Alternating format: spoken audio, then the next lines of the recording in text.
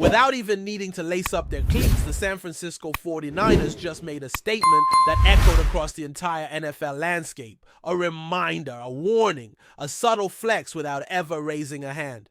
The kind of message that doesn't require shouting because the resume speaks loud enough. And it has fans, analysts, even skeptics, all asking the same burning question. Are the 49ers truly Super Bowl contenders this year? Now, before you roll your eyes or start firing off in the comments, just hear me out. This isn't just blind hype or off-season chatter. There's a real sense, a legitimate buzz that's been building. And it's not just coming from emotional fans or overconfident content creators. It's coming from people inside the league, from scouts, execs, coaches, and even some surprisingly bold analysts. They're all starting to speak about the Niners with a tone that hasn't been this confident since, well, maybe before last year's disappointment. And that's part of the story here, because the scars of that 6-win season still linger. They don't vanish overnight. That's why some people are reluctant to say the word Super Bowl and 49ers in the same breath without a pause. Because this team has already tasted both the glory and the gut punches. And those memories, they're still fresh, Russell. Yeah, the talk around this team was all about redemption. They had the talent, they had the coach, and for a moment, they had the momentum. But things unraveled. Injuries, inconsistency, and perhaps a bit of overconfidence played their part. They were supposed to take that final step, to finish what they started, and instead they stumbled. That sting doesn't fade quickly. But if there's one thing about this organization under Kyle Shanahan, it's that they know how to bounce back. Peaks and valleys, that's been the story of his tenure. But when the 49ers hit a peak, they don't just flirt with success, they crash the party. Let's talk ceiling, because I asked that very question to fans not long ago.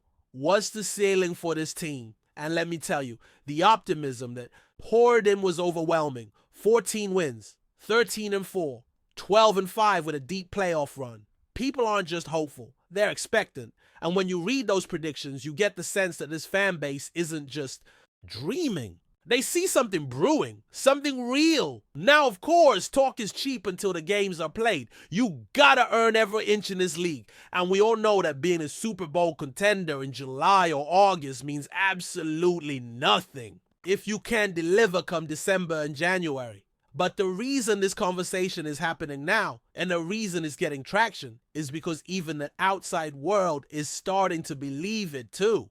Take what Mike Florio from Pro Football Talk recently put out. In a broader discussion about Super Bowl windows and who's truly in the mix, he didn't dance around it. He named the San Francisco 49ers as one of the 10 real, no doubt contenders this season.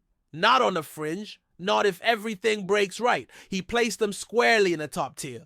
And when a guy like Florio does that, someone who doesn't throw around praise lightly, it gets attention. Think about that. You've got the Chiefs, Eagles, Bills, Bengals, all the usual suspects. And right alongside them, the 49ers. A team coming off a rocky year, but one that still commands enough respect to be placed among the league's elite. That says a lot. And for all the fans who dropped those bold win predictions, who spoke confidently about a return to dominance, now you've got some backup. You're not alone on that island anymore. The belief is spreading. But let's not get carried away without acknowledging the climb ahead. Because getting to the Super Bowl, let alone winning it, is like scaling Everest. Just because you've done it before doesn't make the next attempt any easier. In fact, the expectations can sometimes make it harder. There's pressure. There's weight. Every team comes gunning for you. Every mistake gets magnified. And with how last season ended, you better believe the 49ers know exactly how unforgiving that mountain can be. Still, the optimism remains. And part of that optimism isn't just about the team as a whole. It's about the individuals on this roster who continue to shine. Take Christian McCaffrey, for example. Ranked as the 5th best running back in the league by execs, coaches, and scouts. And sure, on the surface, that might seem a little low for a guy with his resume, especially when you see names like Bijan Robinson and Jahmyr Gibbs sliding ahead of him on some list. But when you dig into the why, it makes a bit more sense. The concerns around McCaffrey have always centered on durability. Even going back to his college days, there were whispers. He's not a bruiser. He doesn't have that big-bodied frame built to take hundreds of hits. But here's the thing. He's still one of the most dynamic, versatile, game-changing weapons in the league when healthy. And everyone knows it. That's why he still finds himself near the top of these rankings, despite the doubts. Because the upside with him is undeniable. When he's right, when he's firing on all cylinders, he transforms an offense. There's even chatter in fantasy circles, for what it's worth, that McCaffrey should be a first-round lock. And no, fantasy isn't the end-all be-all of football analysis, but it does reflect perceived value and expected production. And if you're talking about production, few skilled players in the league bring as much to the table as CMC. The man is a one-man offense when he's used right. And in this system, with this coaching staff, he can thrive. One NFL personnel exec put it like this: he's a great player, but he's always had durability issues. He takes great care of himself, but he's just not built to take punishment forever. That's a fair critique. But another scout fired back with a very different tone. He's still the prototype. He's still the best player on the field, more often than not. And honestly, both can be true. That's what makes the conversation around McCaffrey so fascinating.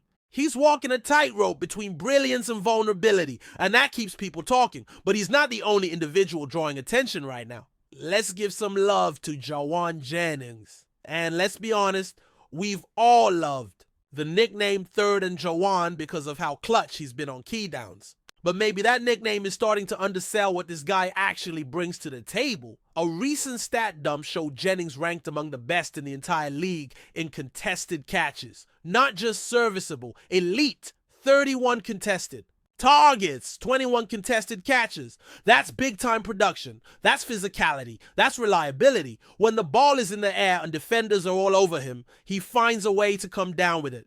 And that matters, especially for a receiver who doesn't create a ton of separation. He wins with toughness, timing, and trust. Brandon Ayuk might be the technician. Debo might be the yak monster. But Jennings? He's the enforcer. The guy you go to when things break down and you need someone to make a tough play in traffic. That's his role. And the value he brings in that role, especially with the extension he just signed, is looking more and more like a steal. And with training camp heating up, all eyes are now shifting to the position battles, the depth charts, and the players ready to take the next step. There's excitement, there's competition. There's that electric energy that always shows up right before the season starts. That sense that maybe, just maybe, something special is about to happen. So yeah, people are talking Super Bowl again. Some are hesitant, some are bold, and some are already planning the parade. But one thing's for sure, the conversation is no longer just about what the 49ers could be. It's about what they should be. And after all the ups and downs, all the setbacks, all the near misses, this team feels like it's standing right back at the edge of the mountain, staring up, ready to climb again. And when you start talking about climbing that mountain again, the first thing you have to ask is this: what's different now? What gives this version of the 49ers a real chance to finish what previous teams couldn't? Because talent alone isn't enough.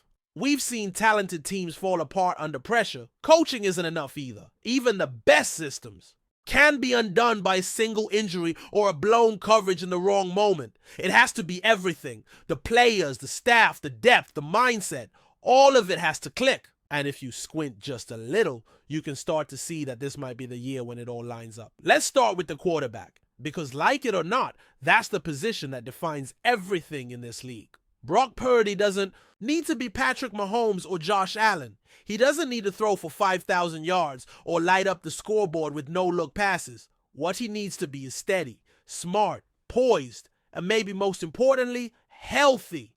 Last season ended with more questions than answers thanks to that brutal elbow injury. But the way he's bounced back since then, quietly impressive. No headlines, no drama, just work. But before we dive in, don't forget to subscribe to 49ers Zone and hit the like button on this video. Your support helps us keep bringing you the latest updates on the San Francisco 49ers. And don't forget to share your thoughts on the news in the comments below.